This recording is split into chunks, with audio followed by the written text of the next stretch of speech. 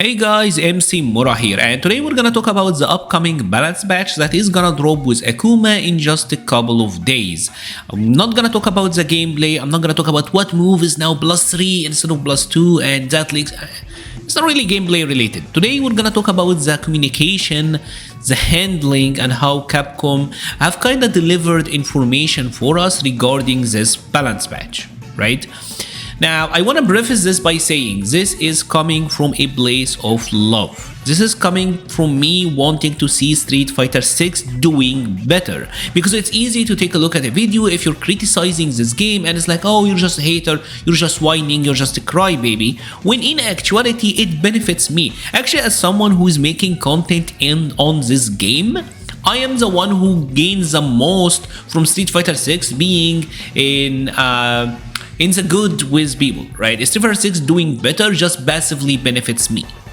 Real talk, right? So I got nothing to gain by tearing it apart, right? As a matter of fact, I actually do like this game. I was there during Street Fighter 5 when things were at its most bleak.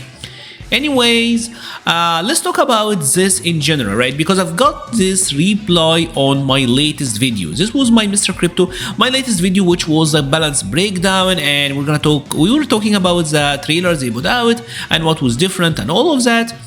And this comment by Mr. Crypto really stood out to me, right? So let's bring it up here, right? My god, why are they so mysterious about a balance patch? Seriously, a dedicated trailer, an exclusive event in Japan, content creators were not allowed to check the balance changes for most of the cast, even though they were invited for a special preview. If we got some totally new moves, I would understand, but this is ridiculous at this point. Just release the patch notes already.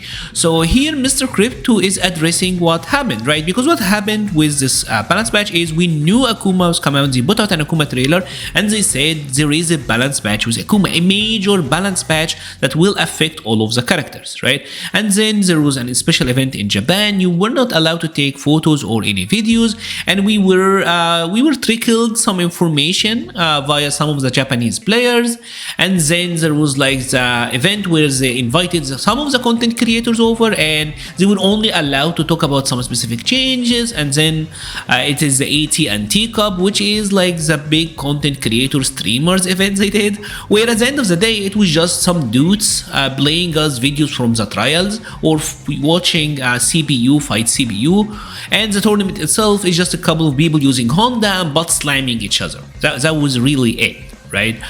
So what Mr. Crypto is talking about here is setting up expectations, right? If you are setting up a big balance patch, I'm talking to you like this is a major balance patch, right? This is gonna affect everyone. You are building up expectations, you are building up excitement for your viewers. People are now expecting huge sweeping changes, and I don't think the balance patch, I don't think it's fair to it. It might be really smart changes, but if not, it doesn't seem big enough, someone is just gonna end up being disappointed, right?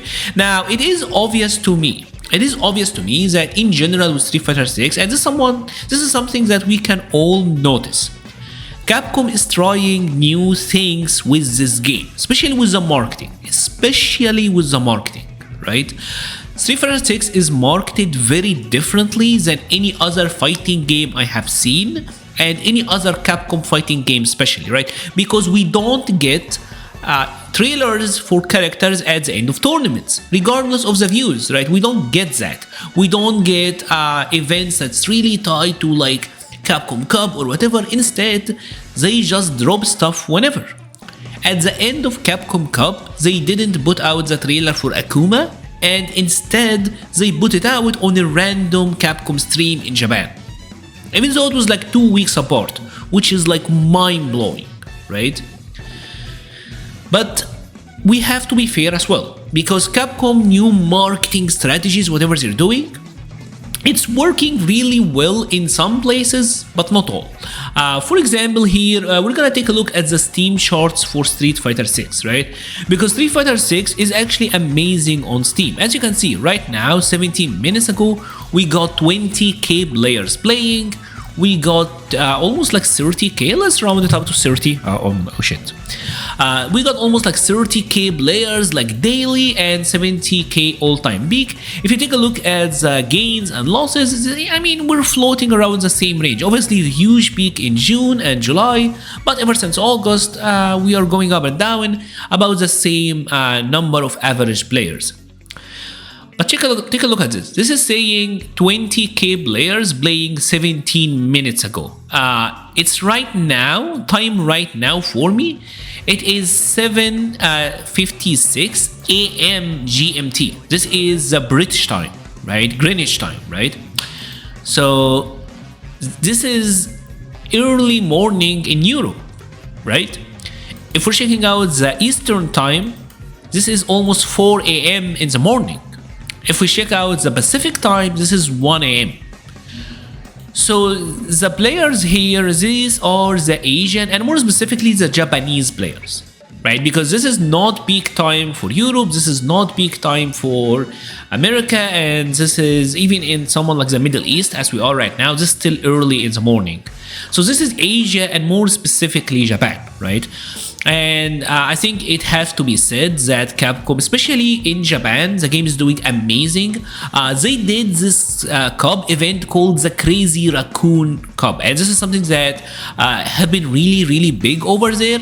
And check this out, right? This is their this is the first one, day one, where they actually streamed this on YouTube. Check this out. This got 1 million views. Where is it? I took it away. See this? 1 million views for day one and almost another 1 million for day two, right? And even just the latest one, that was done like a couple of days ago, that gotten over 300k concurrent viewers, right? So especially in Japan, what Capcom is doing is working. Their messaging, their marketing, whatever they're doing, it's working, it's doing wonders. And it's obvious that with what happened with the AT&T Cup, they wanted people to check out these events, and maybe someone like followers of Emiru or whatever content creator is playing, oh my god, this game is so sick, let me go buy it right now. But I don't think that is translating as well. This strategy doesn't seem to be working as well in the West, right? Now, when it comes to how you want to deliver messaging, if you're talking about a balance patch, right? Who cares if Chun-Li is able to do this on a punish counter or like a counter hit, or like getting it on a regular hit? Who cares? Well, it's only the hardcore players, the people who are really dedicated to this game, right? People who care, who follow you on your social media channel, everyone who's like going Sherlock Holmes and trying to find the smallest changes in every snippet of gameplay clips we've been seeing, right? And I think these people, well, you should just give it to them straight.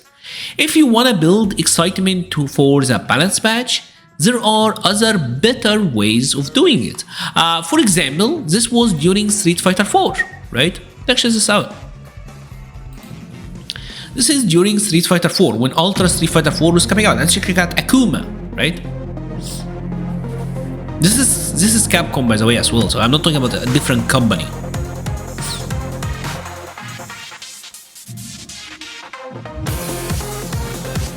Peter Combo Fiend Rosa is here to discuss Akuma in Ultra Street Fighter 4.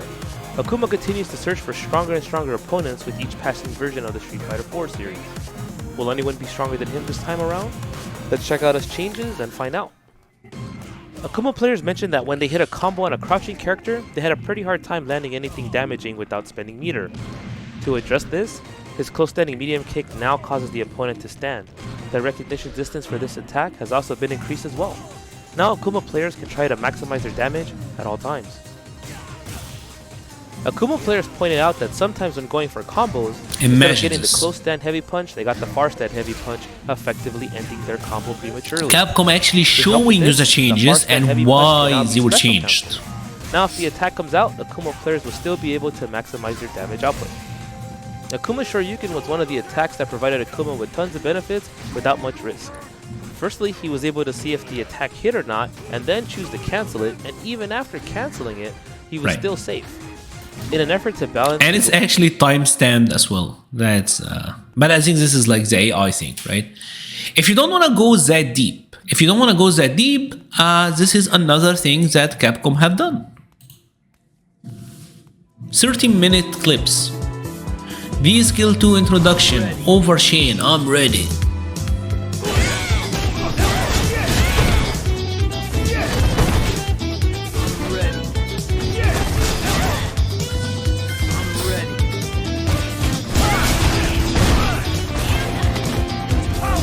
Power bomb.